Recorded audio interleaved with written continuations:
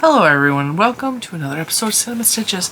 This is just going to be a blog video, so I'm going to come on, I'm going to talk to you about our past trip, our glamping trip.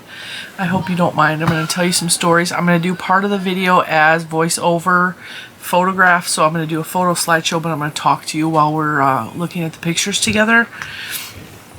That I wanted to share with you. We went to Natural Tunnel State Park in Virginia. Now, if you're unfamiliar with the state of Virginia, where it's at on the country, because you're in like a different country, because I do have people from all over the world in here. Our state is shaped, I want to say, like a really jacked up triangle. So it's not quite a triangle, but we have like a point that comes way, like it comes way out to a point like this. And Tennessee is like slanted this way, and Virginia is kind of like this peak, this cut in here.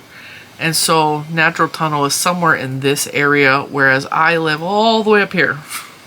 Is a long drive.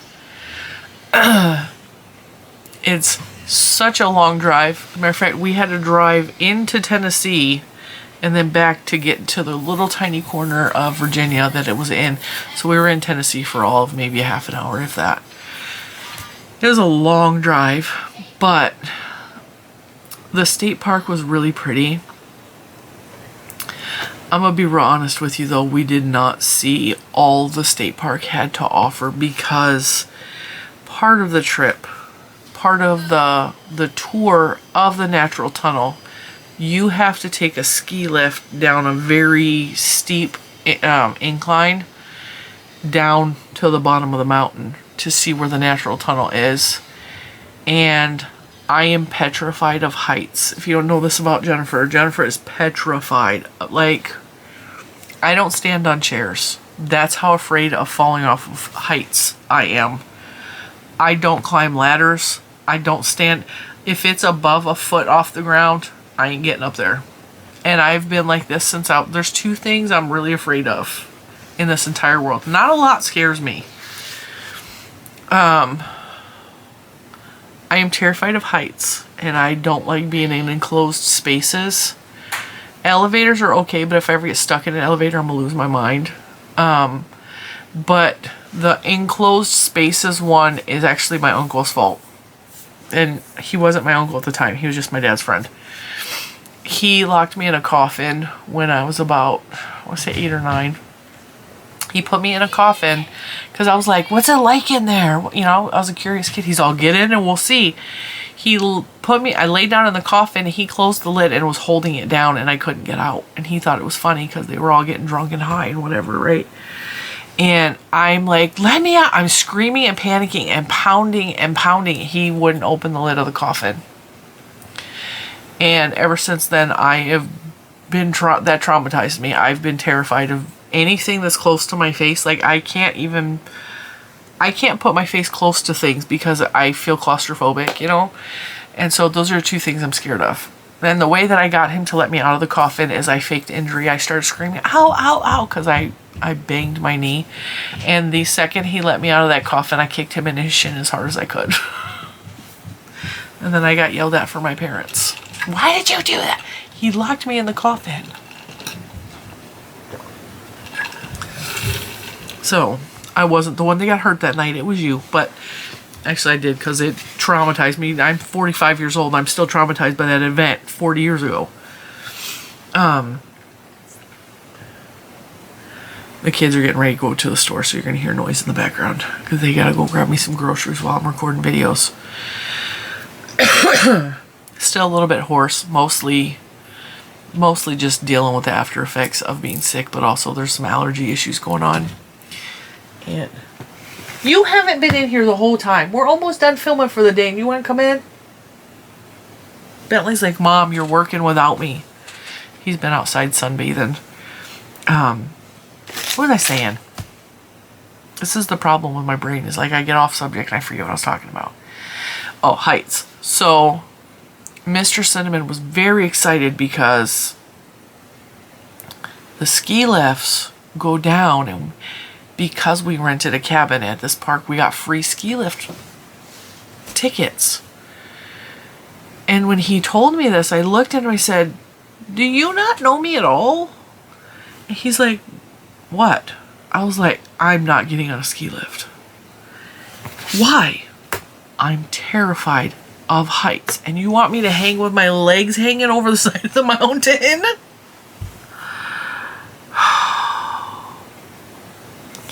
I felt bad because he was really excited. There's no way on God's green earth. It's not gonna happen. It was not gonna happen. And little man was scared. I wasn't forcing him to do it. When we saw the ski lift in person and we saw how steep, like it was steep.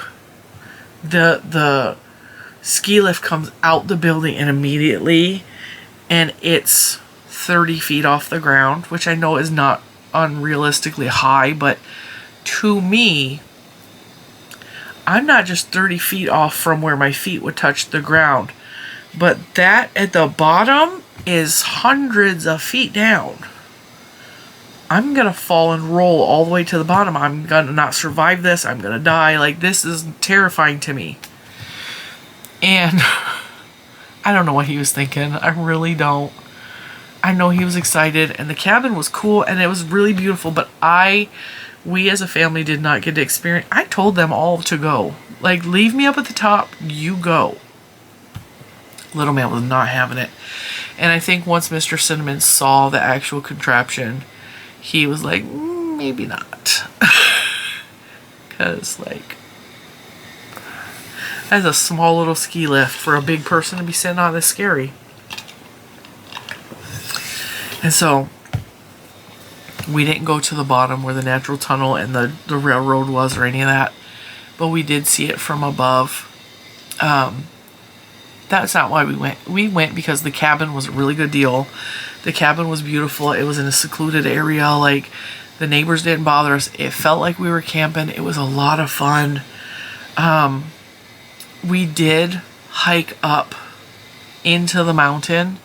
So there is part of it is called Lover's Leap. And the story is, let me look it up because I don't want to get it wrong.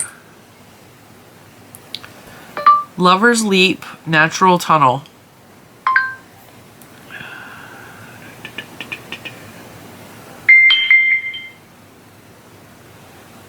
Let me find it. There's a long, like, history, but the legend behind the legend of the two lovers combined with the breathtaking natural scenery leads to a haunting and mysterious allure to the landscape, not unlike what you would expect in a memorable fairy tale. Alright, let me see. That's not the story.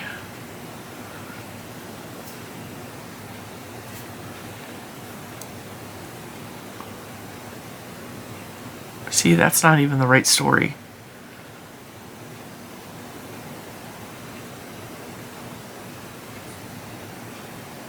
Come on. I think it was two tribes of Native Americans. I don't think it was Chippewa.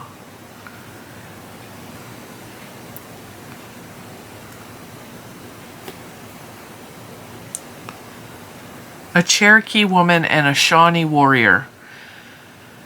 So the explanation is that the couple fell in love. They were not allowed to marry by their tribes. On a sunrise morning, they leapt from the highest point above the tunnel in the hopes of being reunited in the afterlife. So there was a romance between the Cherokee woman and the Shawnee warrior, and their tribe was like, that's a no-go. And they jumped to their deaths. And it's called Lover's Leap.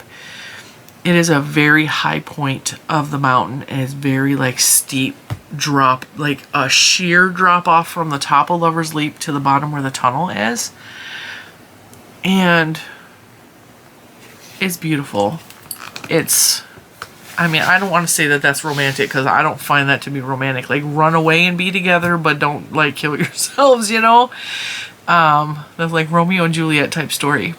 It was beautiful scenery. So we hiked up to the closest overlook, and it was not very far. It was like right above where the visitor center is. But I'm going to say this. I'm terrified of heights, and it had been raining. Now, my niece decided to use the chairlift because one of her friends from college used to work there and said it's really beautiful. You need to go down.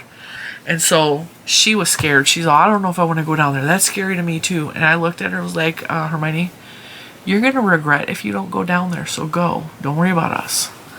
And she walked over and the park ranger was like, it's getting ready to rain. And I can't guarantee you're not going to get stuck down there. Like, we might shut it down. And she decided to get on the ski lift anyway. And it was scary. She went like straight down to the bottom. And she, on her way down, it started to downpour. So much so that we went and got in the truck and sat in the truck because we were going to go up to the overlook. And it rained hard for 15-20 minutes. Like, it poured. And as soon as it started to let up, I was like, just stay down there. They're going to open it back up. But she was nowhere near internet service because she's at the bottom of the mountain. So she didn't get my message. She hiked the trail back up. And it's very steep, windy. Like, it's a tough hike. I couldn't have done it. I know I couldn't have done it. I'd have been stuck down there. I'd been sleeping in the tunnel if I had to, you know. Got run over by a train because the train tracks go right through there. There's no way I would have made it. I would not have survived coming back up. I'd have had a heart attack or something and died. But the rain let off, and I was like, okay, well, she's still down there. She's going to be down there a while because the ski lift is shut. They shut it down, you know. She pretty much got off, and they were like, yeah, we're done. It stopped. And so we hiked up, and it's, part of it is, I would say the first part of it is completely handicap accessible. So it's a ramp, but it's not safe. It's very the pathway is not smooth and flat. It's very mountainous, broken pieces of pavement that wave back and forth, and it's handicap accessible, but I don't think it's handicap safe. I'm just gonna say that. And we went up and we're walking the ramp walkway to the overlook, and I'm like, oh, this isn't so bad, you know, like I wasn't out of breath, I wasn't like panting, I wasn't like, oh, this is rough. It's still kind of going up into the mountain, but it wasn't too bad, you know. I was like, I'm fine. And we had went on a hike through the woods earlier in the day. Like, we went full on into the mountains, into the woods. And we took 2 of the dogs because Oreo was not feeling good, but she's also old and she's got a lot of health problems. And I was like, she's going to stay in the cabin and just chill. And the family and the 2 of the dogs went for the hike, you know, because I don't want her passing out in the woods, you know. She has a lot of health issues, a lot. And so we went, we had a really good time. We saw a ton of really cute mushrooms.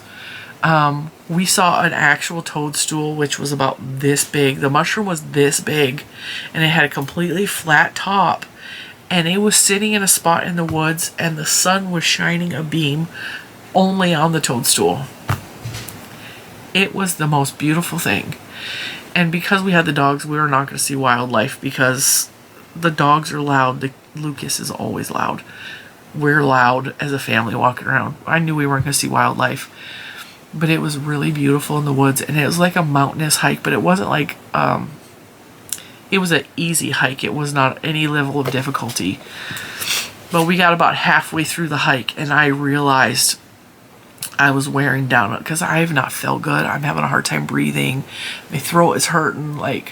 And when you're sick like that, you can't breathe real good anyway, and I'm fat. So, there's all these factors, right? And Bentley is pulling full force because, oh my God, nature is everywhere. I have to smell everything on the ground. And there was a lot of poison ivy. You got my card? Okay, it's you know which one it is. You know which one it is. Hang on. Juju's running to the grocery store to get, because we just got home last night. We need groceries, so I sent her to the store. I just had to make sure she knows not to, Anyway. So we had walked through the woods earlier in the day, and it rained a lot. It would rain, then we get really humid, and then it would rain, and then we get really humid. It wasn't hot, Like, it was only in the 80s, but it was like some of the humid will take your breath away. And on top of not feeling good, like, oh, it's like breathing through, it's like being in a sauna, okay? And you're sick. Like, it just was a bad combination, you know? So we had done the hike, and I got about halfway through to the hike, and I was like, I know that if I go further, which was going up into the mountain. She literally just left the house and had to call me. She hadn't even left the driveway yet.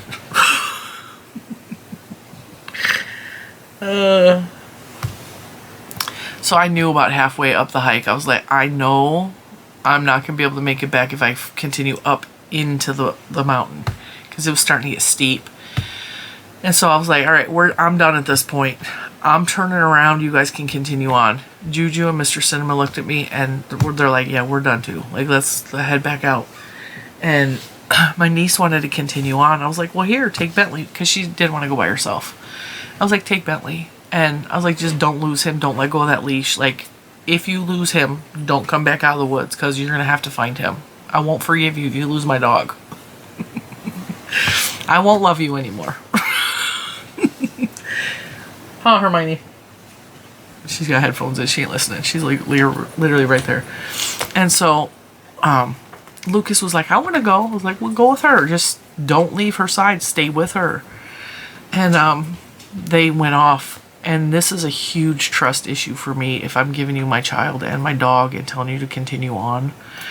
Because she has not been trustworthy in regards to stump stuff in the past. Like, her instincts are self-preservation, not protect the people around me. And that's just from her childhood, her past, whatever. And so me trusting her with not only Lucas, but Bentley as well, like, that was a huge thing for me. And I was fine until I walked in the opposite direction of them in the woods. Because I know that child couldn't find her way out of a paper bag, you know. And I'm like, nope. And then I looked at Mr. Cinema. I was like, you got your phone in your pocket? Because they weren't supposed to have their phones. But I knew that they did. He's all, yeah, but it's not on. I was like, turn it on and see if you can see where they're at on the map. Because we have family links. So we can see where each other are no matter where we're at in the world. As long as there's an internet connection. And there was not real good internet connection out there. And he's all, it's not loading. So we walked a little bit further out. He's all, oh, they're there. I can see them. I was like, as long as we can see them on that map, I'm cool, you know. I'll give them a specific amount of time. I'm going to stay right here by the entrance of the trail. And if they don't come back out, I'm going in the woods to find them. I grew up, when we went on camping, I wandered in the woods. I was very good at remembering where I was at, remembering landmarks.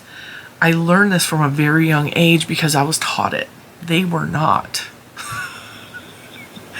At all. I didn't tell them how to be aware of things. Little man read the entire pamphlet in the cabin, how to handle if he reaches a bear, and what to do if there's a tornado. Both of those things were in the pamphlet in the cabin, and he read that thing front to back like 3-4 times, right? I was like, little man's gonna know what to do if they come across a bear or a tornado in the woods. He's gonna know. I trusted my 9, almost 10-year-old. I knew he knew what to do. I was like, if they get lost, they're not gonna know what to do. When I was in the 5th grade, we went on a nature, I don't know what it was. Our 5th grade teacher took just his class. This was not a 5th grade field trip. It was my teacher's project. We did at the end of the year. It was our present for getting through the school year. He took us to some sort of nature preserve in Michigan. I have not been back since. I don't know where. I don't remember where it was at. They had survival class with us and taught us what to do. They taught us about the SOS signals. They taught us about how to alert if we are lost in the woods. Either make 3 loud noises in repetition, or carry a whistle so you can do 3 blows. That's SOS. That's SOS. Bang, bang, bang. That's SOS. Just keep doing it in successions of 3, and it's SOS. They taught us some of the wildlife. Now this is Michigan, so obviously some of it is different in Michigan than what lives here naturally in Virginia. They taught us about something called cinnamon bark, and it was a specific tree that the bark, if you would chew on it, tasted like cinnamon and it was safe to eat. They taught us about how to drink water safely from a stream to where you're not getting all of the creepy crawlies. They let us look under the microscope of what is actually living in the river. So they had sample of the river and they had microscopes, and we got to look, and it looked like there was like all these like worm looking caterpillar things like swimming across the surface of the water. It was disgusting. It was so great. And it was just river water. They taught us about how to create a shelter in the woods for yourself, how to do a lean-to. So like you lean it up against a tree or a fallen tree or something, and you create it on a slope. And they taught us how we could create an igloo if there was snow on the ground, because there's a lot of snow in Michigan in the winter. How you create something, because the snow actually is really more insulated than anything else you're going to find in the woods, and how to create something and pack it with snow to keep yourself warm from dying in the winter. So I have some survival knowledge stored in my brain from the 5th grade. I know how to keep track by breaking off little sticks to leave a trail along where you have already been. So if you need to get back, I know what poison ivy looks like. No one else in my family does. Like, Mr. Cinnamon has never been in nature. Like, he doesn't like bugs. Him and Little Man hate bugs. Little Man was really good in regards to the bugs and the storms that we experienced. He was really good. I was shocked. He handled it, and he really enjoyed the cabin. He was a little kid, and he was smiling and laughing and playing like a normal child, which is so rare in his life. It was amazing. It was it was way, way too short. And I was telling Mr. Cinnamon, like, how beautiful would it be here in like November when the leaves are at peak, right? So when everything is turning yellow and orange and red, like end of October, early November, like how beautiful would it be to stay here and look at all of that? And Little Man goes, he didn't hear me say this, like later on in the night, Little Man goes, I would really like to come here in the winter. And I was like, well, I don't want to be here in the winter when it's snowing, because those roads with ice on them, I can't even imagine. That's terrifying. I said, but like the end of fall, I would love to be here. And to hear him want to come back, and he was sad to leave, and he really enjoyed it. He enjoyed it more than the week in Florida. And to me, that is just mind-boggling. I'm like, okay, like my boy needs more nature. He needs more adventures in the woods.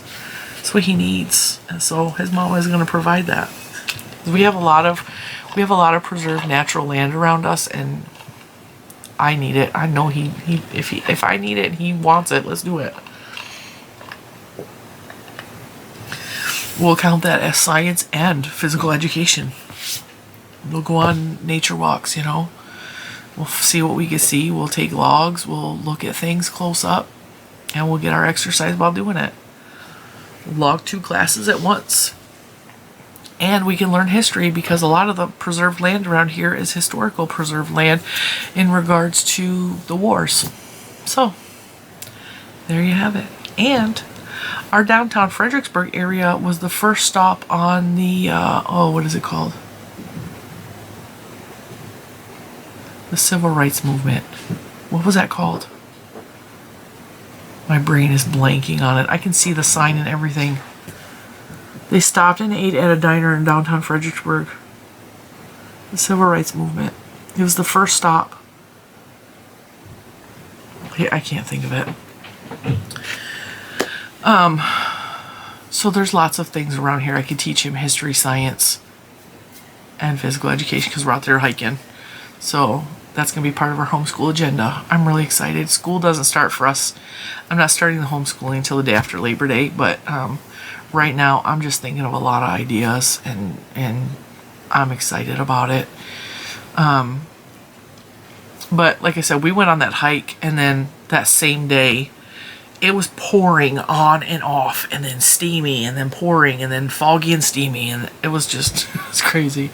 So when we went to Lover's Leap to walk up on the side of the mountain, I was already like, I had used a lot of my energy already.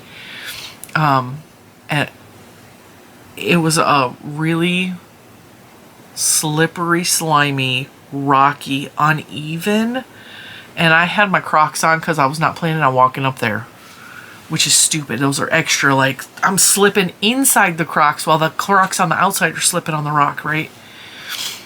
So that took extra energy to not fall, and the higher up I got on the ramp, I started to see the overlook and how far down it was, and I went into full-on panic because I'm terrified of heights. I will actually shut completely down because I get so afraid I will freeze in place, and I cannot force my body to move forward. It, like, my brain shuts it. It's like, no, we're not going any further. And I started to feel that coming on. I started to panic, and my eyes were welled up with tears. And I looked at Mr. Cinnamon, and it's uneven, rocky, slippery because it just poured rain, steamy, and I'm looking at him, just big giant crocodile tears are just forming, and I'm like, I can't, Chris, I can't do this, I can't. And little man, who is all of 10 years old, who's also scared of heights, not as bad as me though, and he's not as scared of heights as he is of bugs and tornadoes. And he reaches his little, he's all of 100 pounds. He reaches a little hand. I said, come on, Mom, I'll help you. And then I started to cry because my 10-year-old is braver than I am, and he's trying to save my life. And I'm like, it's all right, buddy. Like, I got it. He's like, no, come on, Mom. So Mr. Cinnamon already knows because he's experienced this same panic at the Grand Canyon. And the Grand Canyon was terrifying for me. Like, I had nightmares for nights and nights after we went to the Grand Canyon because I was so afraid I was going to fall off. Or little man, who was a baby, he was like 2 years old. I kept seeing in my head him running off the edge of the cliff because there are not guardrails at most places at the Grand Canyon. It's walkway and sheer cliff. It's terrifying. It's beautiful, and I recommend everybody going, even if you're scared. It's worth the view. It's worth the fear. But it scared me to my soul. I was just terrified. And then this, I was reliving all, like, I was going through it all. And little man is out there, like, he's ahead of me. He's gung-ho, like, let's do this, Mom. We're going. And I'm more afraid of him falling off the cliff than I am. And that's what really scares me, is my brain will play out the entire picture in my head because that's an anxiety response in my brain. It will play through the whole thing. I will actually see him falling and me not saving him. I will play the images in my head. And even when I'm driving in a car, if a car stops in front of me, my brain, I can feel the impact. Like, my body actually has a physical tightening up at a bam. Like, I feel it, like it's a jolt. And it's a trauma response. It's an anxiety response, and a lot of people actually experience this. Mr. Cinnamon does not, so he has no idea what it feels like to be in my body, but he knows because I openly talk to him about what I'm experiencing. Because I want him to understand that this is not just I'm scared, like, I'm feeling and seeing it. And there's a part at the Lover's Overlook where the walkway widens and it goes out, and it looks like it goes out on a cliff, and my brain is seeing it falling and crumbling underneath us because it just rained and there's going to be a landslide, and I'm seeing it collapsing in my brain. And so all of that is going on, and my body is trying to freeze. And he's like, just stay in the center of the walkway, just walk in the center and look at your feet, because if I look out, I'm freaking out. And he knows this because we've been together a long time. He has seen me have panic responses. He's all, just look at the ground. Just look at the ground. Well, I want to grab the fence and hold on to it because I'm scared. Because I want to hold him and I want to hold the fence. You know? And the little man's trying to hold my hand. And there's this piece of mountain that comes up just in the middle of the walkway, and they decided that that's a good point to put one of those binocular things you can look through. And now little man is standing, but the fence is only to here on him, and that scared me. And I was like, why is he up there? But I don't say these things out loud to him because I don't want him to feel scared because I'm scared. And I tell him all the time, don't let fear stop you from doing things.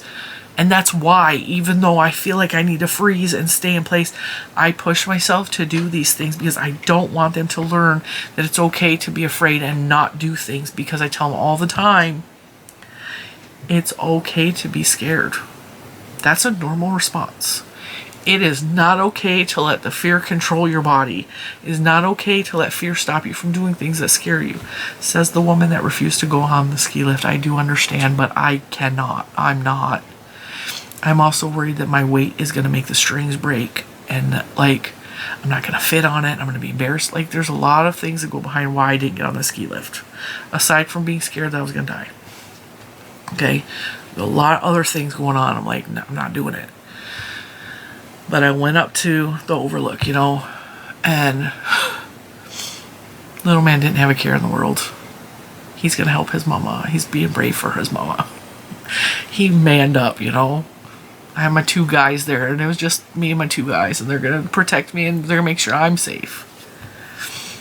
And I walked out, and I realized that even though this side looked like it was a sheer drop off, there was a landing there of dirt.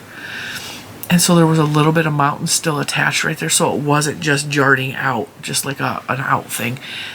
It was attached here, so then the fear of it crumbling and landsliding lessened for me. And so I went out, and I was like, okay, like I cannot come to the fence and look out, but I'm gonna look out. And we were directly across from the Lover's Leap, which was way still up there and across the gorge, the drop off. And we could have walked up even further and around. I know I wouldn't have been able to hike that. It was very steep stairs, like it was very steep. But we got to the overlook, and I feel like I saw it and I did it. I didn't experience it to the level that a lot of people got to see it and experience it, but I felt like I still got to see it and experience it, you know? And it was scary. And then we came back down. I was like, all right, I did that. Like, I've had my fill. And then I was like, I wish Juju was here.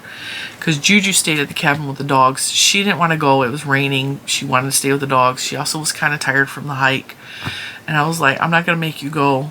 But then when we got done, I was like, I really wish Juju would have been here to see that. And I wish my niece was with us and we could have taken a picture up here. And I'm like, we need to come back and bring Juju. And so the next day when we were leaving out, we took Juju and we all went up there, but it was dry, and I had my tennis shoes on instead of my Crocs, and it wasn't slipping to slide in. And I went up there, and I did so much better. I wasn't scared like I was the day before because I already been up there. I knew what to experience. I knew that if I looked on this side instead of this side, I would see dirt and I wouldn't be scared. So I went to the fence this time, and I looked over with my phone mostly, but I did look over. I held my phone way out over the fence and took a picture. I will show all of this to you guys in a minute. And I got to go up there again without as deep. I was still scared. I was still holding on to people. Save mama, I'm scared, save me. But once we got out there, I looked at Mr. Stone, I was like, I don't feel nearly as scared today as I did yesterday. He's all, it's because it's not raining. I was like, I also have proper shoes on. And, you know, Juju was a little scared. My niece wanted to continue up and around. And I told her to go. And then she got a little ways up there and she realized, I don't think I want to make that. Like, that's really, like, it's steep up and around. And it's a level difficulty of a hike. Like, we've been doing easy to moderate, to not even moderate, easy to medium, but anything past that, like, we don't have the physicality to do those tough hikes. You have to be in good condition to do those, you know. And even my niece, who is pretty, like, she's a lot smaller than us, but she's also walks a lot at college.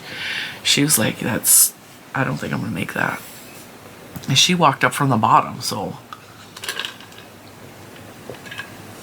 I think the best part of the cabin, of the park, was just sitting in the cabin and sitting on the back porch and looking out into nature and the quiet and the songs of the frogs at night. Now, there are frogs in Michigan, don't get me wrong, but when you're in the South and you hear the frogs, like, it's loud. It sometimes can be deafening. So, and for the first few years we lived here, I didn't know what was making such loud noise at night. I was like, is that bugs? And then I actually saw frogs making that noise in person. I was like, frogs are loud at night. Like, loud. And it's not like a ribbit type noise. It's like, it's hard to explain. It's really loud. And I enjoy that so much. The sound of just quiet. And the sound of, like, maybe someone off in the distance camping. You can hear them talking to each other. I have to change my battery. Hang on. I think at the end of the year I need to look into getting a different blog camera that does not overheat and eat the battery so much. They're expensive though, but I mean, it's an investment in the channel, right? Sitting on that back deck, the smell of campfires, the quiet, the sound of the frogs singing, it just is heaven to me. It renews a part of my soul. Like, it's hard to describe, and it brings back such amazing childhood memories I have of sitting around the campfire with my dad. And Mr. Cinnamon decided to cook our dinner on the fire pit. So he went out there. Mr. Cinnamon can build a fire, but in past it has taken a lot of lighter fluid to get him to ignite wood. And he didn't have any lighter fluid or anything. He just had wood, and he had some paper towels, and he had a lamp or a lighter, one of them long lighters, you know. And he's out there, and I was watching him through the bedroom window, and I was giggling because it's cute to see him try, because he does not have that in him. He has built fires in our backyard, but usually it's me lighting the fire because I'm good at it. My dad taught me very young how to light fires. My dad has taught me how to stick my hand in the fire to move the wood without burning yourself. I can play with fire and not get hurt, you know.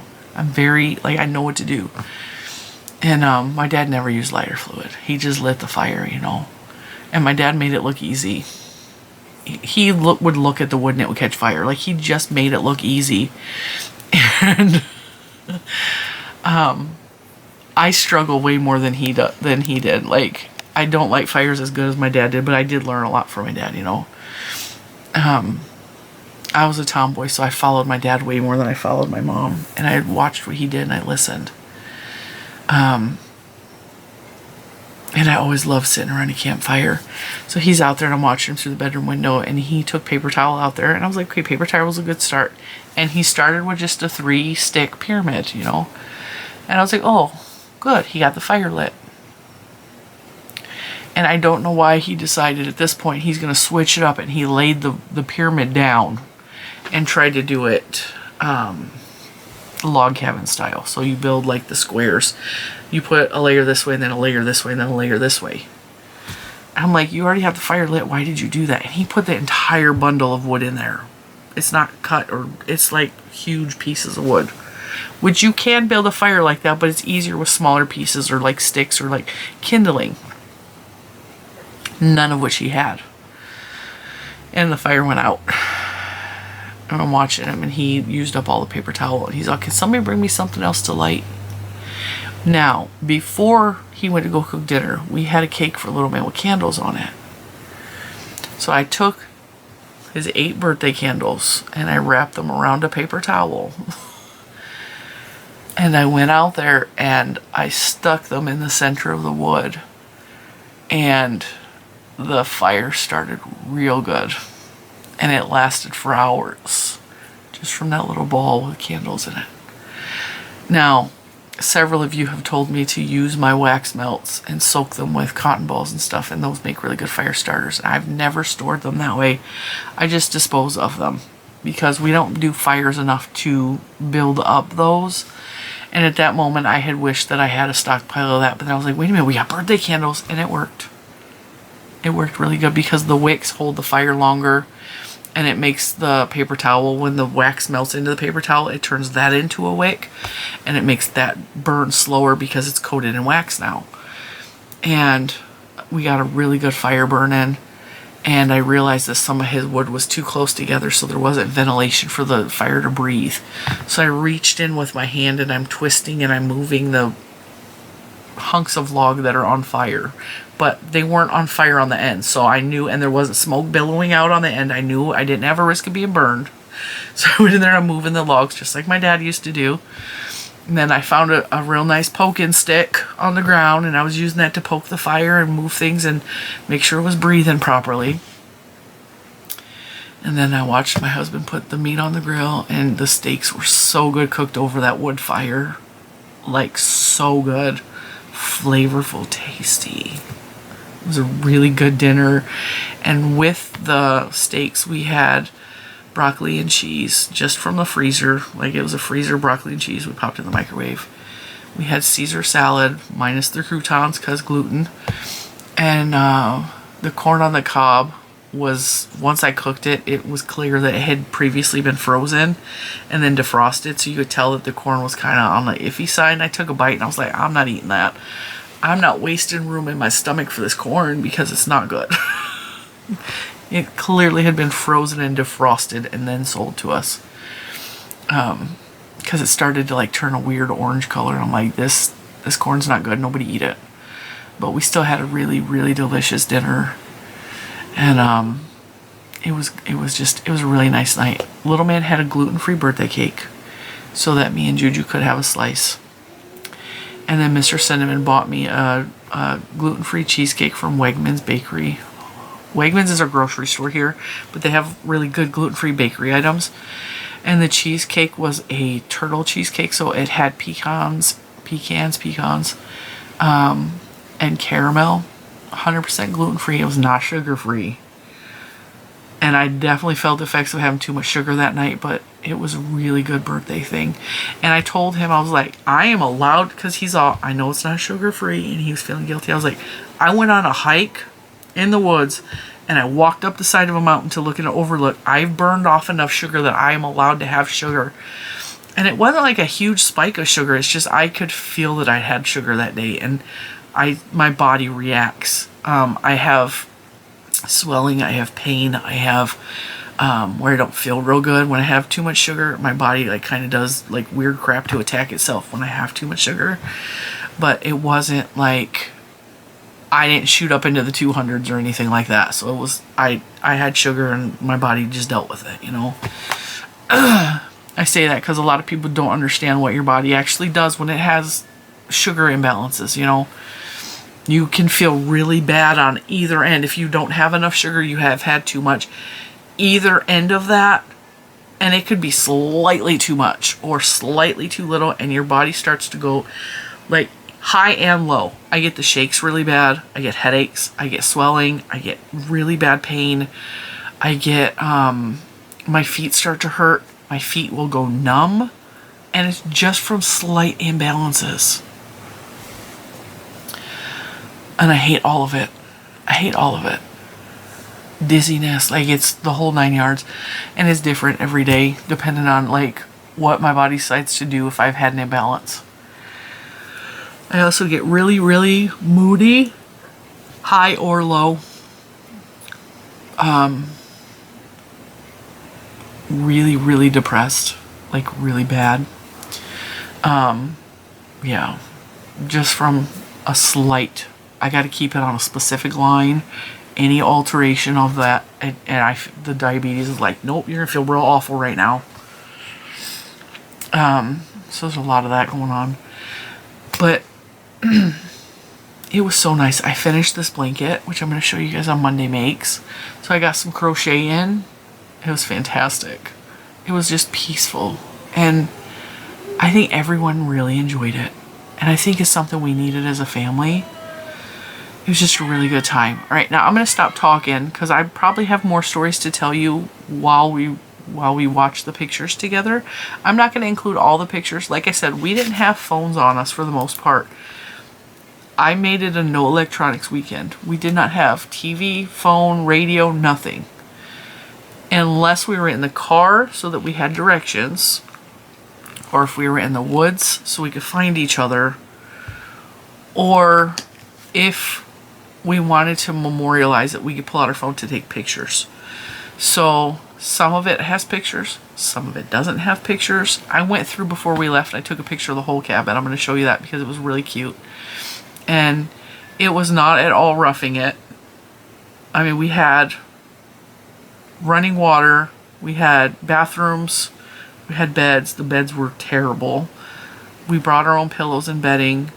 It had AC in the cabin, so like it was very comfortable for the most part, but it still was. We had to bring our own toilet paper, we had to bring our own supplies, we had to bring our own bedding, we had to bring a lot of things just to, you know, eat or sleep comfortably, or like, so it was like, I'm going to compare it to a low-end hotel.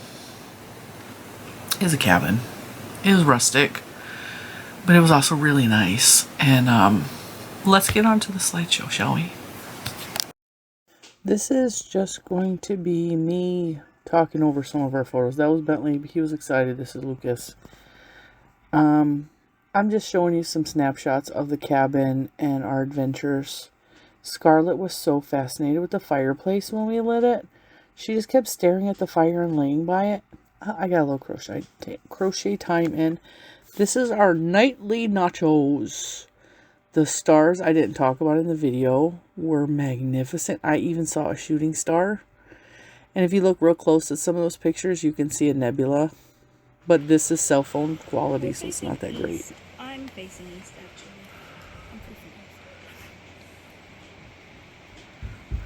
It's really pretty, but it's really, really, really scary.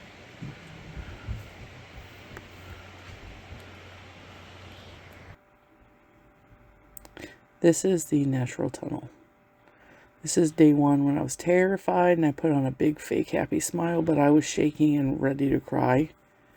Little man was brave, saving his mama. He was holding on to me. Trains are a big thing in the natural tunnel because there's actually a train track that runs through the natural tunnel. So they really liked playing on the train. These are just pictures of our view. I hope you don't mind me talking over them. You can slow this part of the video down if you want to look at the pictures longer or pause whenever you want. That's our cabin. That's my van. This is little man's birthday cake, which was in the middle of the afternoon.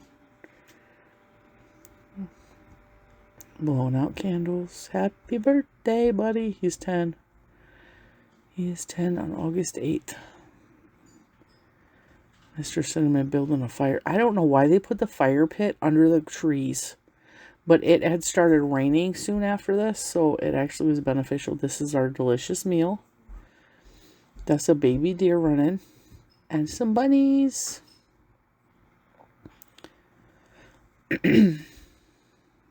Sunset. Me, little man, and little man and Bentley sat on the porch and watched the sunset. It was so pretty. And that looked like a fish. This is my birthday cheesecake. Gluten-free. My guests at my birthday party. A spider web on the porch. This is the view from the deck. And me enjoying the view. And next I'm just going to show you the inside of the cabin. It's not incredibly rustic, but it was minimal, bare bones. That's where the kids slept. That's where me and Mr. Cinnamon slept. They had a cabin journal that you could write your memories in. I thought it was so cool. Family picture with the dogs. One last look at our cabin. This is us at Lover's Leap. And this is the view from Lover's Leap. This was day 2 when I wasn't as scared. See the train tracks down there? My family. Thanks for watching, guys. Benny loves his mama.